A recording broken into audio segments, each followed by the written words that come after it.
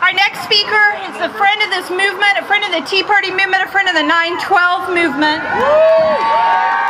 Has been named one of Time's most influential people in the world and has the network The Blaze. Please join me in welcoming our friend Beck.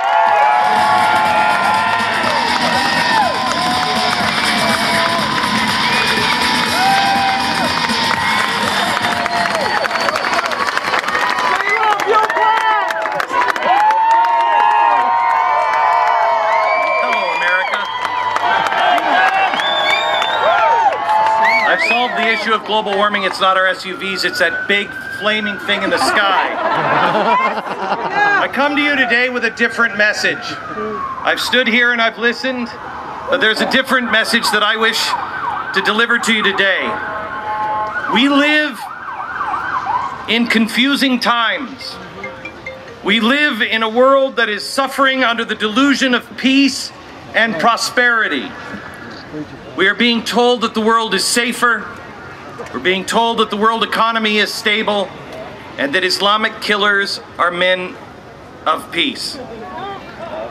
The confusion comes from the abandonment of truth. A truth that has been chased out of our public squares, out of our public buildings, out of the media, our university, and quite frankly, many of our churches as well. But God's timing is divine. Amen. If we fail to restore truth, God will do it for us. Right. So today, let's speak truth, God's truth, to the powers of the earth. I don't believe in coincidence. I told you when Benjamin Netanyahu came to Congress and spoke over a year ago, nobody really heard and saw the timing of his speech. When he spoke last year, the Torah portion that was studied that week in synagogues all over the world was the story of Esther. It was God's message to Esther. It was Benjamin Netanyahu's message to America. America has a special role, just like the role of Esther. And we can recognize it and save lives, or we can deny it and lose our role and lose our lives. But once again, God's timing is perfect. In this week's Torah portion, we are told of the story of the early Israelites, where Moses stood on the edge of the promised land and commanded God's people, choose life or death, light or darkness, or they would be swept from their promised land. Today, we are faced with the exact same choice. Choose life and light over darkness and death. But I have a renewed hope because something is happening in America. Something is happening all around the world. Wake up! I believe we are no longer fooled by those who have made good evil and evil good. With Planned Parenthood and the slaughter of our police officers in the streets, while we get into bed with bad guys and run guns in Benghazi to people who now rape children and sell them into slavery, we realize now that we have been silent for far too long. We have been dulled into a senseless slumber. But there are millions of people that are waking right now all around the world. They're shaking themselves. They're shaking their families awake. They are turning back to eternal principles because there is a hunger for truth, unvarnished truth, authentic truth, eternal truth. We even have come now, thank God, to a point where we will accept that we may not like the truth, and we know that it will not make us comfortable, but we can deny it no longer. Today, we return to eternal principles, to stand with God and His chosen people. And make no mistake, that is exactly what this treaty is really all about.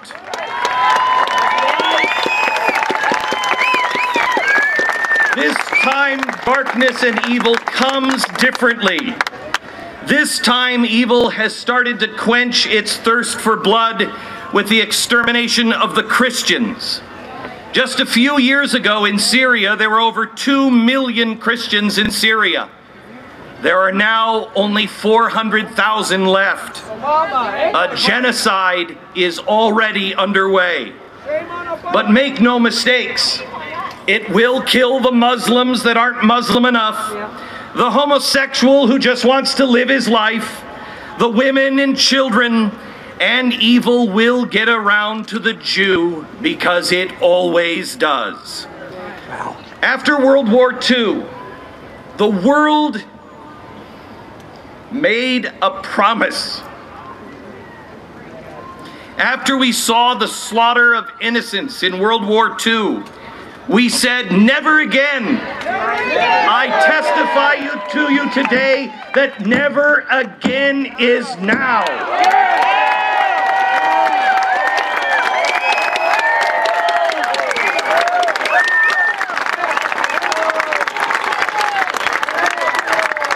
2 weeks ago, 30,000 people came to the same streets that gave birth to a movement that ended segregation. Many of you were there. We marched on the same streets that Martin Luther King marched. The city of Birmingham said it was the largest civil rights march in Birmingham since 1963. It was a unity march. Yes! It was people that had different backgrounds and different religions all coming together to take a stand. To stand for the victims that were being slaughtered by terrorists that are supported by Iran. To rescue those Christians who have been marked with the mark of the Nazarene for death. Our Statue of Liberty cries out to those people. The tired, the poor, the huddled masses yearning to be free, the tempest tossed. But our government will not take them. We will transplant entire Somali Muslim communities to Minneapolis, but we have closed our door and our hearts and stand silently by for the Christians who are crucified. Or even worse, we empower or fund Iran's goal of vaporizing Israel. In time, in mere minutes, Iran will be able to accomplish more than Hitler did in over a decade. Meanwhile, our own government, our representatives are giving us a false choice, a choice of treaty or war. This, make no mistake, was exactly what was said before World War II. The sane, the rational, were so desperate to avoid war that they sent the Prime Minister of England, Neville Chamberlain, to meet with Adolf Hitler. And evil wore its mask. It played the game and spoke the soothing words that evil always speaks when people are eager for peace. This is the original letter that Neville Chamberlain brought home. This is the letter signed by Neville Chamberlain that he wrote to the Hitler youth, where he explained to the Hitler youth that he had just met with their leader, and their leader wanted as much peace as Neville Chamberlain and the West did. Upon his return, the masses cheered as Chamberlain stepped from his plane and announced, "Peace in our day. But just as it was then, it is now. A lie." There cannot be peace with anyone who chants for death of the Jew. There can be no peace with people who chant for death of anyone. Chamberlain's accord only gave evil more time, uncontested, to build the Nazi war machine and genocide machine. Peace in our day was the lie that Hitler gave to the West, and it is the lie of the Ayatollahs today. And today, our acceptance of this lie is made out of ignorance, out of wishful thinking, out of desperation, out of party politics, or at worst, collusion. Frankly, it does not matter which it is. What matters is today, the world must hear someone say, this is a false premise and this is a lie.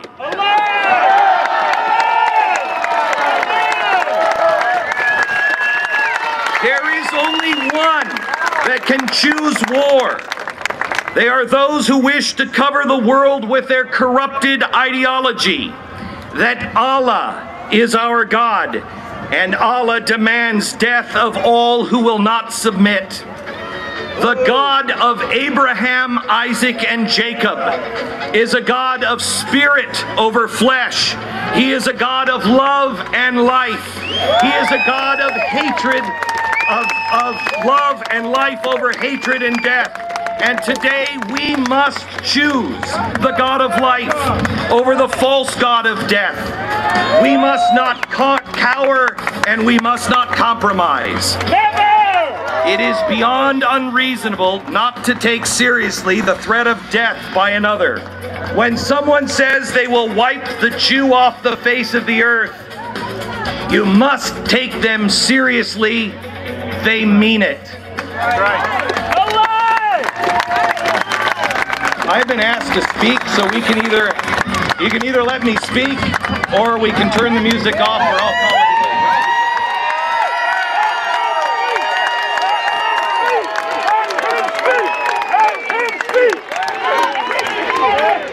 To all those who make good evil and evil good, to all those who excuse or worse partner with this evil, know now you will be remembered as the Neville Chamberlains of this day, or worse, the Mussolinis.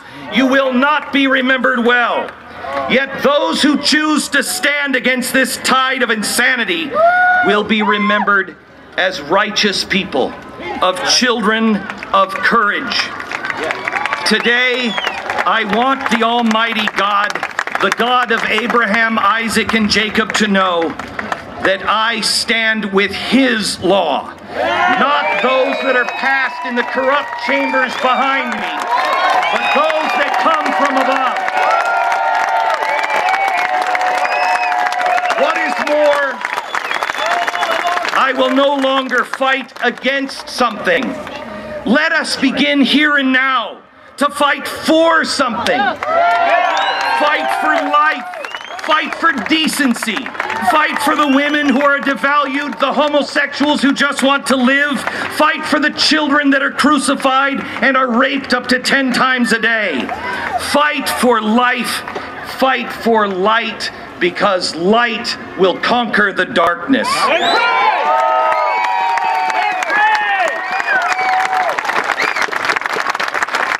No matter where evil lurks, evil must be put on notice today, that the mighty arm of God is rising up, and evil will be defeated.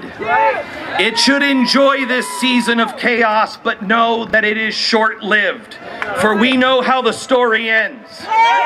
God does not pick sides, but He demands that we pick sides.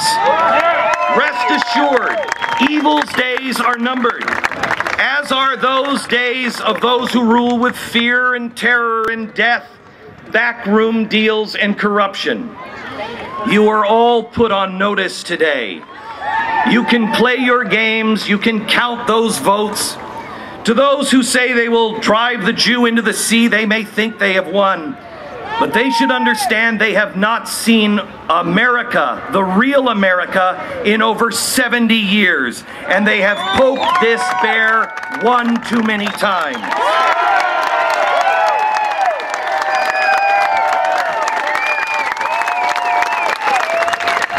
America may be delayed, but the rest of the world should know God will not be delayed. Make no mistake. Treaty or none, the nation of Israel will stand.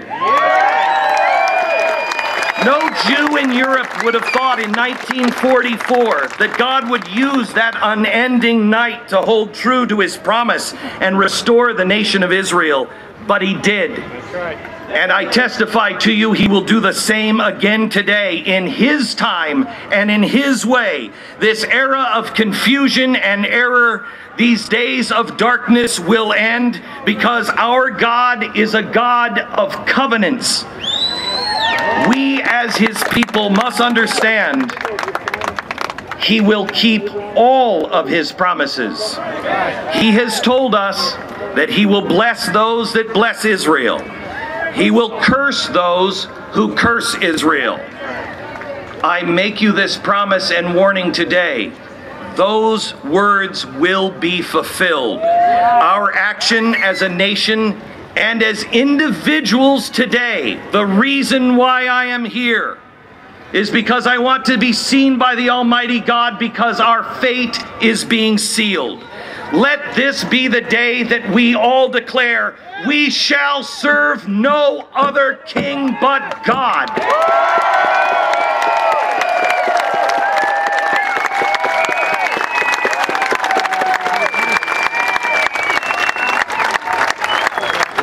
He is a mighty and a just God, and a God of miracles, and I beg all with eyes to see and all with ears to hear. I beg, this is our last call to return to our roots and to choose life.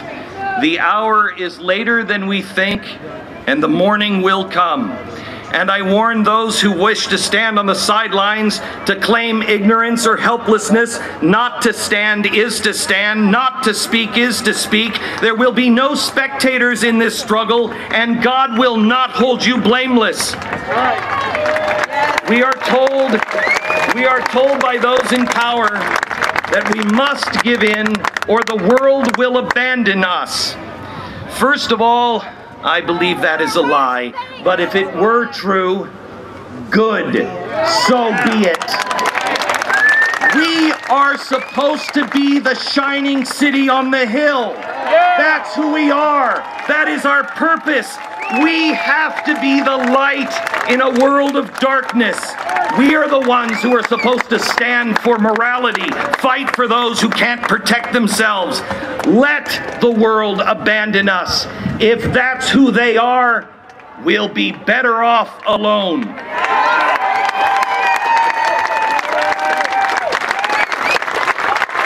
During the dark time, he said, I'm not at all concerned about that. For I know the Lord is always on the right side. It is my constant anxiety and my constant prayer that I and this nation should be on the Lord's side. Amen. This is the choice we have to make today, to be on the Lord's side. That's right. Declare now that no matter what a few in our government might decide, we the people do indeed stand with Israel, and we shall choose principles over parties, love over hate, light over darkness, life over death. We choose these things now, and we know our lives will forever be changed. And we know that the road less traveled is often fraught with difficulties. But we choose it today with confidence because the outcome has already been decided. For our God is just. Our God is a God of mercy. Our God is a God of power and strength. Our God is a God that speaks the truth. And our God is a God that keeps and fulfills every promise.